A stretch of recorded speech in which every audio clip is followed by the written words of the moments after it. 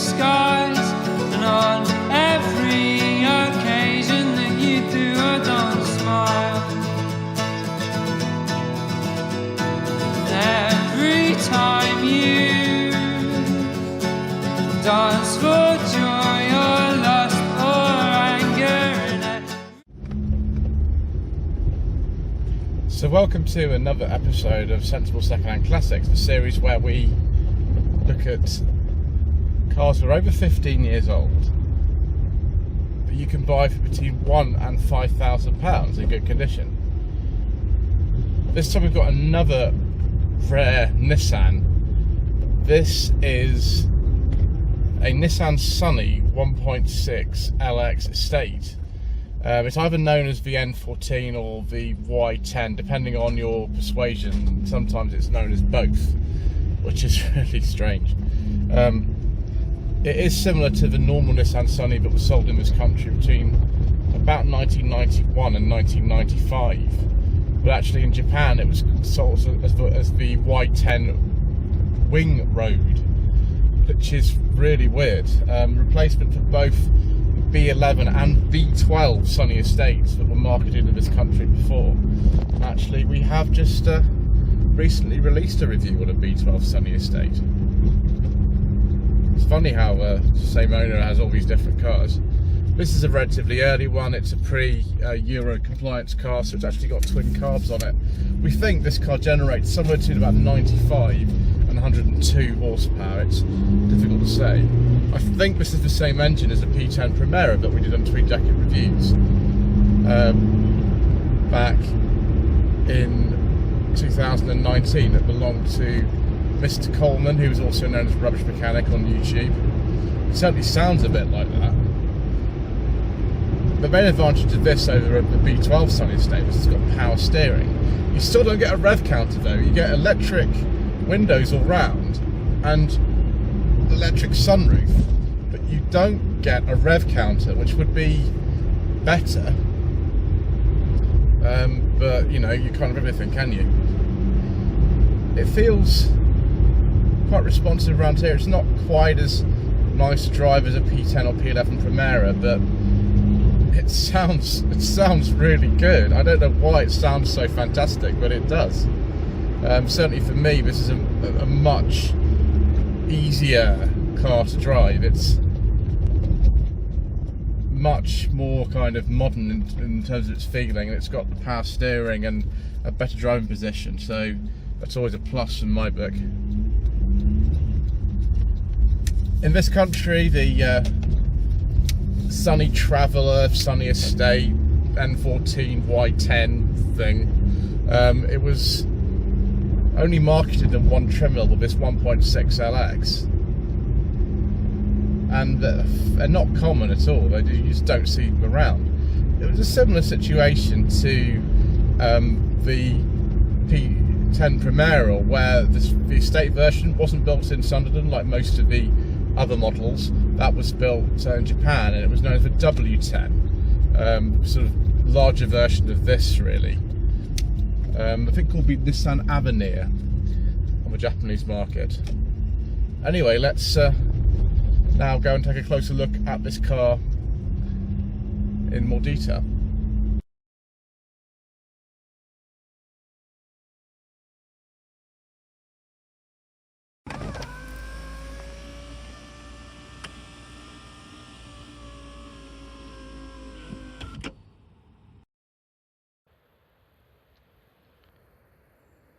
The car looks kind of interesting. It's a very early 90s way. These days when we have estates, we want them to be kind of sleek and sporty, where there's nothing sporty about this whatsoever. The chassis underneath is kind of similar to a Primera. It's a sort of set up in the same sort of way, but not exactly the same, but like a smaller version of that.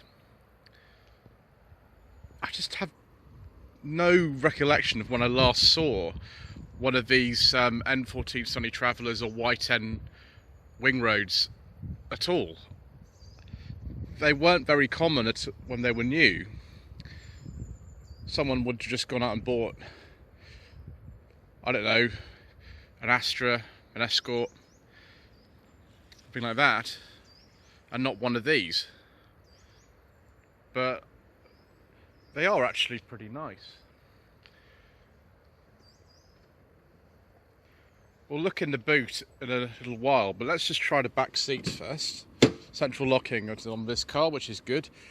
Bizarrely, 4 electric windows in this car, central locking, electric sunroof, and no rev counter.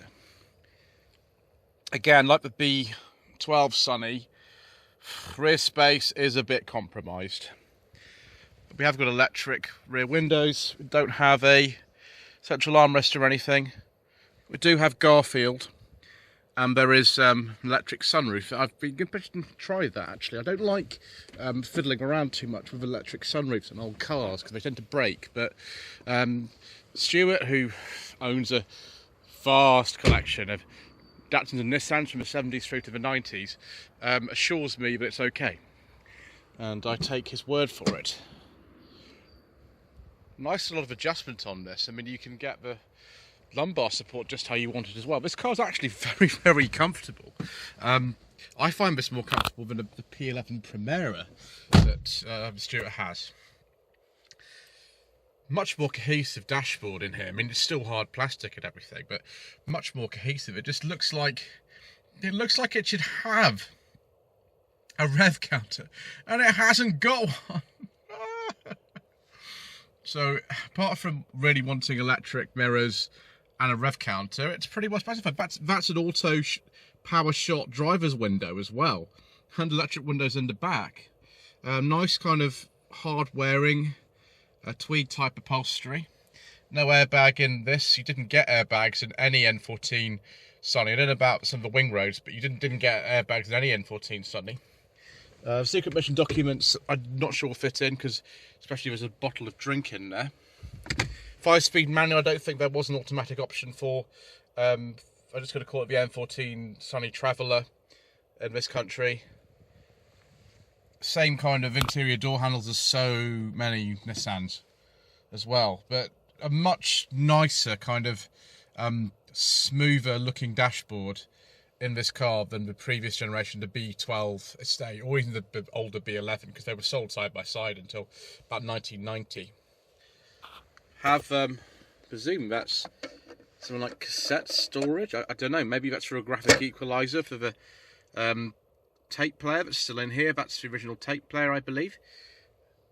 Ashtray, 12-volt socket, nice conventional handbrake. Yeah, it's pretty good really, and the indicator stalk is on the side that we tend to prefer in this country, although whether they should be there for the UK market, I'm not going to get into that debate, because there are other people who don't agree with me with it, so we will just keep quiet about it. Right, let's now take a look in the boot. Right, let's have a look in the boot. Someone's strumming in the background. It is a bit annoying. That is a huge boot for this size of car. It must be surely bigger than something like an Escort Estate or something like that. Look at this.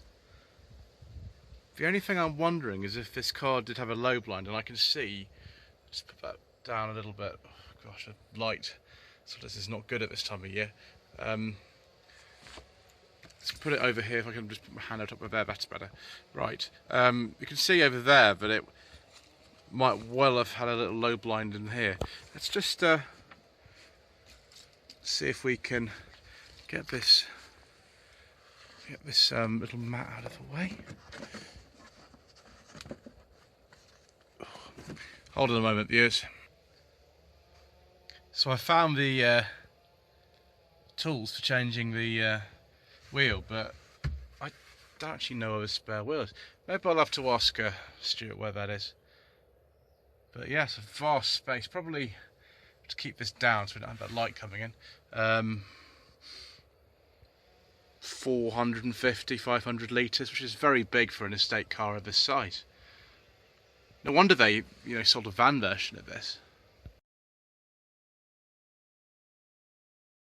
Although this is quite a late N14 stroke Y10 Sunny stroke Wingroad, it actually still has twin carburetors on this. This, I think, is called the GA16 engine. It's similar to the engine that was used in the early P10 Nissan Primeras, and in that application it also had carburetors on it.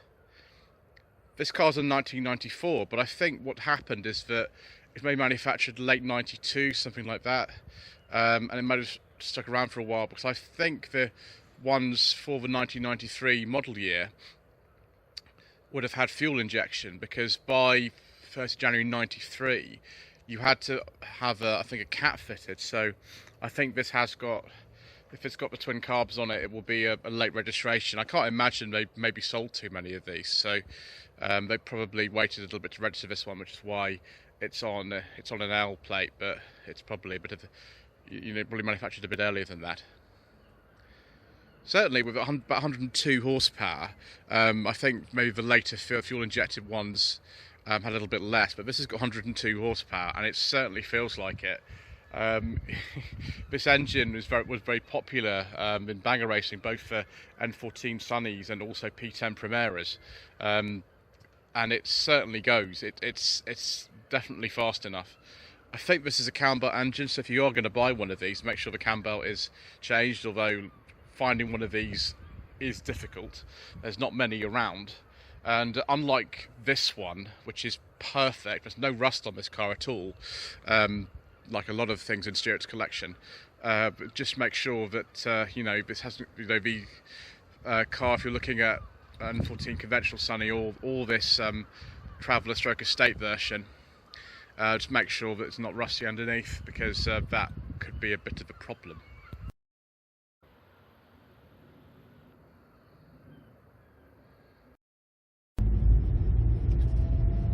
Apologies for the mount being in the way, viewers. That's just the way that it goes on this channel, I'm afraid. I found out that, having looked at the number plates and dealer stickers on this car, that it's really not travelled particularly far in its life. It's actually from the garage originally in Fareham, which is 15-20 minutes from where we live, and this is probably about an hour from Fareham where we are, so it's not massively far. I don't know what it is, but I really like this car.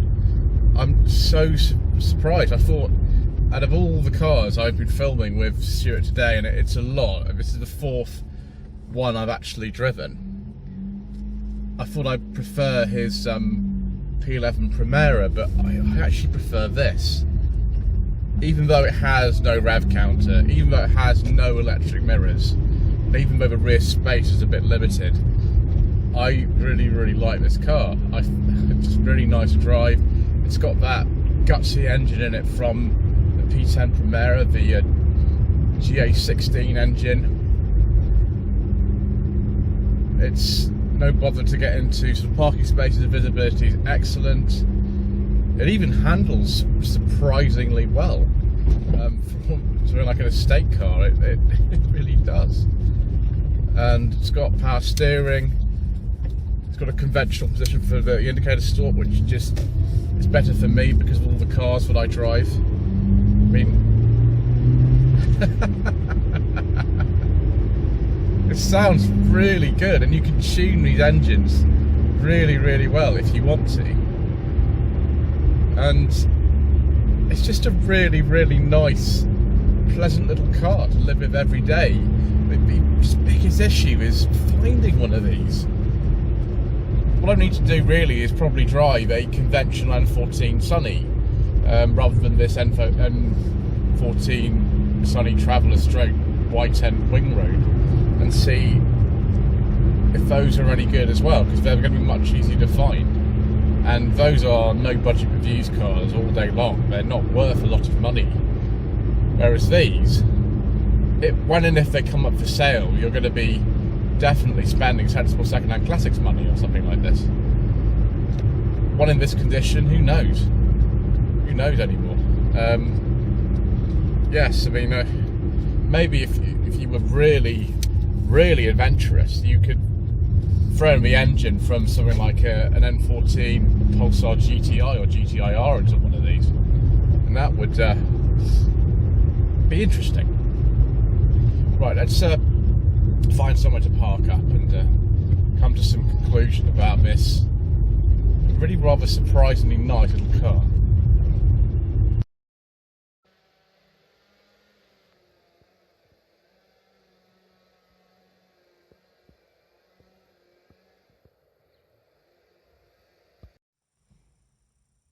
So viewers, with dreadful lighting, often the way this time of year, the Y10 Nissan Wingroad stroke N14 Nissan Sunny Traveller Estate, Nissan Sentra Wagon, Nissan AD Resort Y10, Nissan Subame, Nissan NRV, Nissan NV Pickup, Subaru Leone, and Mazda Familia wagon stroke van. All those names were used for this generation of Sunny with the estate bodywork. Should you buy one of these as a sensible second-hand classic with your budget of between £1,000 and £5,000? Well, the biggest problem in this country is going to be actually finding one of these, because I don't know even how Stuart managed to get this from anywhere. He's been very sort of blessed with this car. It's immaculate condition. It's done less than 63,000 miles, and there's not a mark on it anywhere. There's no wear. They're actually really nice to drive. I'm again really surprised how nice these are. Rather like the N13 Sunny that came before the N14. Those are very nice to drive as well for their era. This is really nice too. I think it's probably nicer in some ways than a Mark 5B Escort. That's not a bad car to drive particularly, but this is nicer. Yeah, the main problem is going to be finding one, and if you do find one, finding one in this sort of condition, I don't know. This might be the best one in the country. Who knows? But I thoroughly enjoyed my time with this little estate car. Rather, very practical estate car, but just small on external size. Anyway, thank you ever so much indeed once again for watching this episode of Sensible Secondhand Classics. Please don't forget to subscribe to the channel for more videos, hopefully with better lighting. Like this video and leave a comment below. It does really help us out. And we'll see you again soon.